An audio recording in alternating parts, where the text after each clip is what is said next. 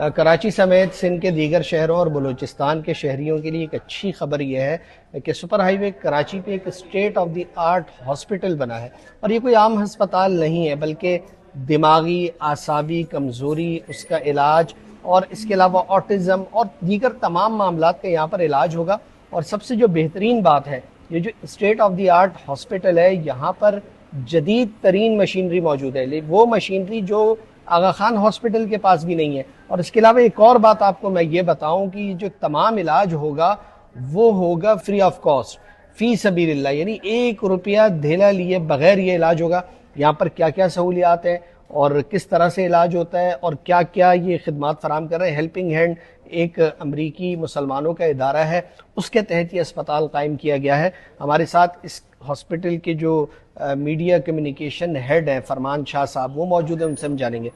फरमान साहब, बताइए इस हॉस्पिटल के बारे में, क्या क्या चीज़ें हैं जो लोगों को मैसर आएंगी, क्या उनको सहूलियात मिलने जा रही हैं और किस तरह मिल रही हैं। अच्छा जी, सबसे पहले तो अस्सलाम वालेकुम वरहमतुल्लाह और जज़ाकल्लाह कि आपके प्लेटफॉर्म से हमें मुखातिब होने का मौका मिल रहा है। जज़ाकल्लाह फैजुल्लाह साहब। अच्छा, Karachi institute of neurological diseases and rehabilitation kind R एक helping hand for relief and development का एक बड़ा ज़बरदस्त प्रोजेक्ट है जो अमेरिकन एनजीओ ने, मुसलमानों की एक एनजीओ ने पाकिस्तान को एक तोहफा यहाँ पर दिया है। और इसके ये पहला फेज है और इसके आगे 6 फेजेस और हैं जो कि 2050 तक का विजन इसका मौजूद है। और इसका ये पहला फेज जो ओपीडी सर्विसेज हम यहाँ पे सर्विसेज जो हम दे रहे हैं, मैं पहले थोड़ा सा फेजेस के बारे में आपको ब्रीफिंग दे दूं कि आगे 2050 तक हम कौन कौन सी सर्विसेज का यहाँ पर आगाज करेंगे। उसके अंदर 150 बेड का सेकंड फेज में हमारा 150 बेड का हॉस्पिटल है, इन पेशेंट हॉस्पिटल होगा।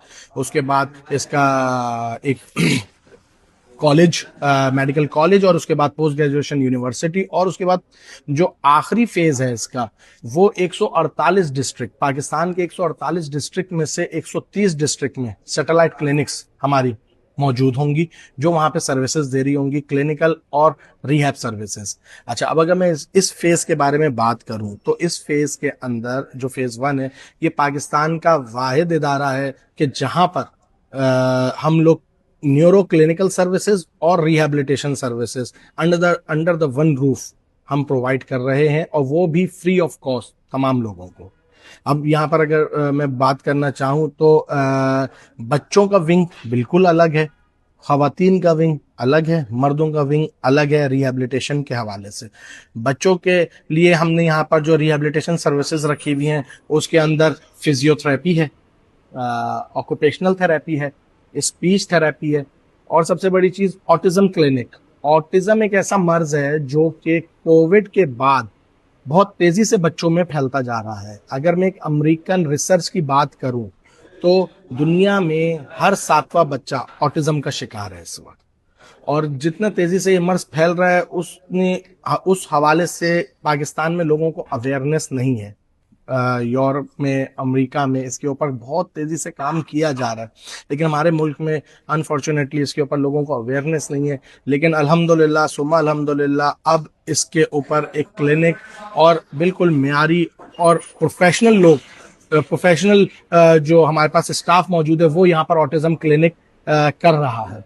अच्छा, अगर हम खवातीन की तरफ बढ़ें, खवातीन की तरफ चलें तो उसके अंदर speech therapy, occupational therapy, physiotherapy, ये यहाँ पर state of the art services मौजूद हैं। अगर मैं बात करूँ तो रोबोटिक हमारे पास एआई सपोर्टेड मशीन्स मौजूद हैं कि जो कि लोगों को सर्विसेज हम उस रोबोट्स के जरिए हम दे रहे हैं। अगर हम मेल की तरफ बढ़ें तो मेल के अंदर भी जो हमारे पास मशीन्स हैं, रोबोट्स हैं, वो तमाम मशीन्स रोबोट्स एआई सपोर्टेड हैं। अच्छा, उसके अंदर आपका डेटा फीड किया जाता है, आपकी एज, आपकी हाइट, आपका वेट, उसको कैलकुलेट किया जाता है, उसका बीएमआई निकाल कर एआई आपको बेसिकली बताता है कि आपको हमने कौन सी एक्सरसाइज कितने उस ड्यूरेशन के लिए करानी है।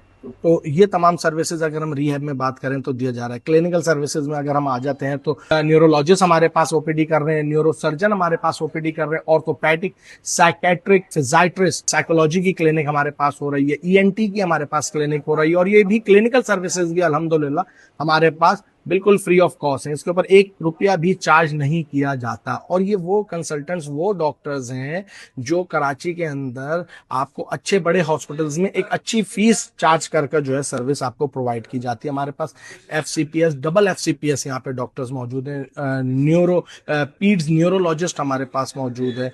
तो इस तरह फैमिली फिजिशियन, रोजमर्रा के जो अमराज हैं, नज़ला, जुकाम, बुखार, उसकी भी OPD हमारे पास फ्री ऑफ कॉस्ट की जा रही है।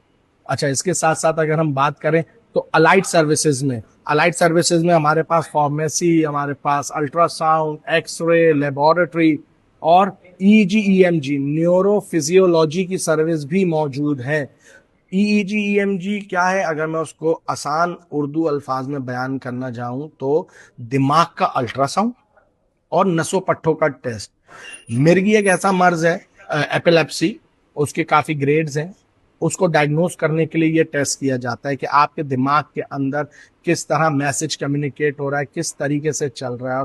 उसके लिए हमारे पास उसके मुख्तलिफ लेवल्स हैं। उसको सोते हुए भी चेक किया जाता है, उसको आपको जागते हुए भी चेक किया जाता है। एक एक टेस्ट पर घंटा घंटा, डेढ़ घंटा न्यूरो फिजियोलॉजी के टेस्ट के ऊपर जो है ना वो लगता है, और वो भी हम यहाँ पर सर्विस दे रहे हैं। उसके साथ साथ यहाँ पर हमने कम्युनिटी जिम, जो आम आवाम के, जो लोग बीमार नहीं है बट बीमारी से बचना चाहते हैं, हम लोगों का आजकल जो पूरा पूरा दिन है, हम लोग अपने ऑफिसेज में एक लैपटॉप के ऊपर, एक कंप्यूटर के ऊपर, एक ऑफिस में गुजार देते हैं। हमारी लाइफ के अंदर जो है वर्कआउट या कोई ऐसी एक्टिविटी, फिजिकल एक्टिविटी मौजूद नहीं है।